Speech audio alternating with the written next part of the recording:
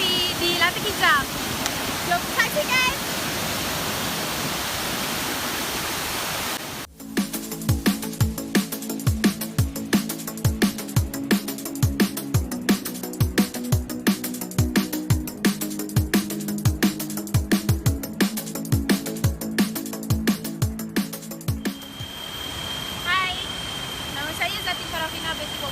Hari ini saya akan menceritakan sedikit sebanyak mengenai Lata Kijang.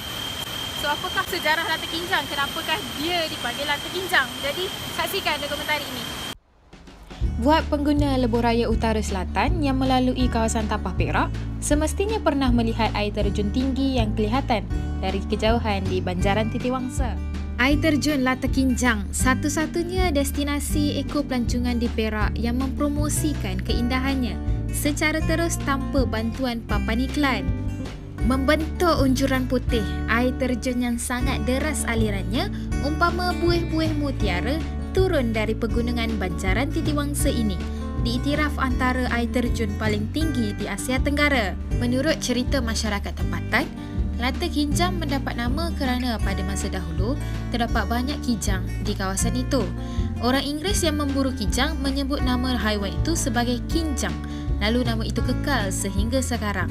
Pengunjung akan berasa puas hati menikmati keindahan alam yang hijau sambil mendengar bunyi unggas rimba. Taman Ekorimba Lata Kijang terletak dalam hutan simpan Bukit Tapah dan merupakan jenis hutan Dipterocarpa bukit. Hutan Dipterocarpa bukit merupakan jenis hutan yang paling luas di semenanjung Malaysia dan wujud pada ketinggian 300 hingga 700 meter dari paras air laut. Spesies utama yang boleh dijumpai adalah seperti Shorea curtisi iaitu meranti seraya, Dipterocarpus iaitu keruing dan juga spesies meranti yang lain. Menyelusuri sungai terdapat sebatang pokok dan papan tanda di hadapannya yang merupakan pokok kekabu hutan. Pokok kekabu hutan atau nama saintifiknya Bombax veletani Hodge ini didapati di bahagian semenanjung Thailand, semenanjung Malaysia, Sabah, Sumatera dan Jawa. Pokok ini berketinggian hingga 40 meter dan berdiameter 1 meter. Habitatnya adalah di hutan hujan tropika terutamanya berhampiran sungai, dataran rendah dan juga hutan bukit. Seterusnya adalah mengenai pokok kasai atau Pomethea pinnata. Pokok hutan ini tergolong dalam tumbuhan besar yang mana ketinggiannya boleh mencapai sehingga 18 meter dan diameter batangnya sehingga 100 cm bergantung kepada keadaan persekitaran lokasi pokok kasai tumbuh. Namun yang begitu, dalam video ini dapat dipaparkan hanya separuh daripada batang pokok tersebut kerana pokok tersebut telah mengalami proses perebutan. Bentuk pokok kasai cukup menarik kerana urat daun yang jelas kelihatan, dihiasi pula dengan pucuk yang berwarna merah menyelahkan lagi lanskap sesuatu kawasan.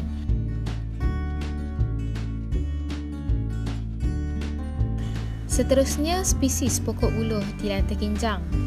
Di semenanjung Malaysia terdapat 7 genera buluh dan mengandungi sebanyak 44 jenis semuanya. Buluh yang dikenali sebagai kumpulan rumput gegasi serta berbatang keras pada dasarnya mempunyai 2 tabiat pertumbuhan iaitu berumpun dan jenis tunggal. Di dalam hutan di Malaysia dan juga di negara tropika yang lain sering dijumpai buluh tumbuh menegak serta berumpun seperti Gigantoclea species, Dendrocalamus species dan juga Babusa species. Pokok yang seterusnya adalah lempoyang yang biasanya tumbuh di kawasan semak samun. Ia dari jenis halia dan juga dipanggil sebagai halia hutan. Pokoknya hampir sama menyerupai pokok bunga kantan dan nama saintifiknya adalah Zingiber zurumbat. Menelusuri Taman Ekorimba Lata Kijang ini, tumbuhan di sini dapat dicirikan seperti mala hijau iaitu pokok-pokok tidak menggugurkan semua daun pada masa yang sama. Tumbuhan tumbuh rapat-rapat dan tebal serta bercampur aduk di mana terdapat pelbagai spesies pokok yang tumbuh dalam satu kawasan. Tumbuhan juga berakar banih, tumbuh berlapis-lapis dan mempunyai batang yang lurus dan tinggi. Ciri-ciri tumbuhan yang terdapat di Lata Kijang ini adalah berserupturkan ciri-ciri hutan hujan tropika.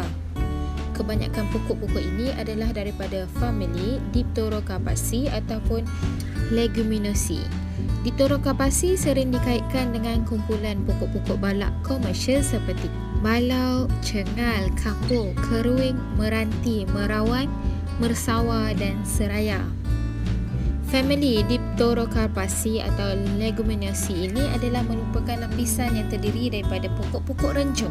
Manakala kalau kita lihat daripada silara utama, iaitu terdiri daripada tumbuhan-tumbuhan berbagai famili seperti kedondong, kandis, penarahan dan kelat yang tingginya antara 20 meter hingga 40 meter.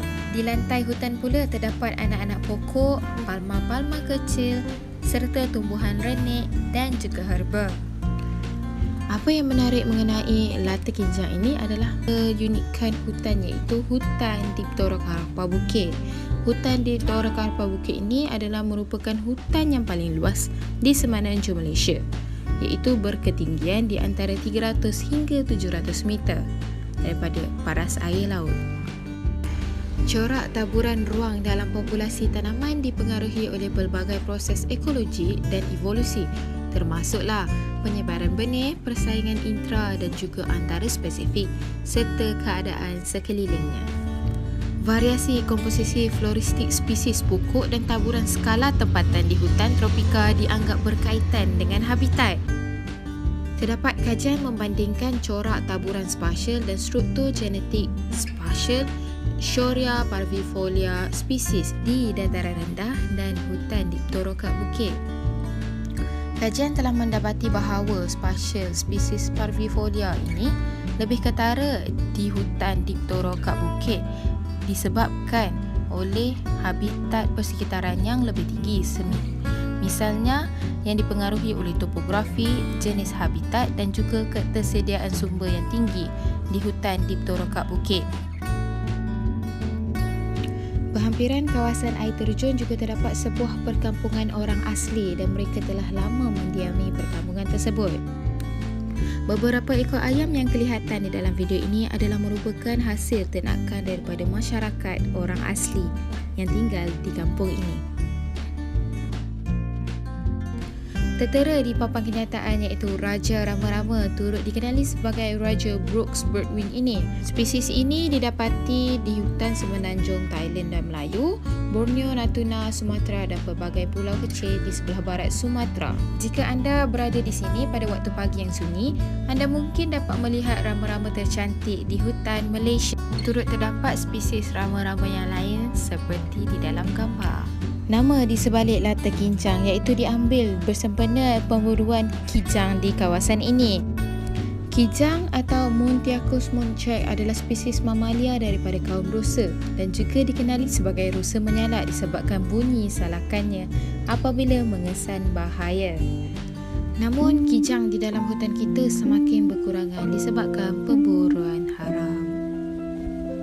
Peliharalah kepelbagaian flora dan fauna kita kerana itulah aset kepada negara kita. Justru itu, saya tutup dokumentari ini dengan Assalamualaikum. Sehingga kita berjumpa lagi. Terima kasih.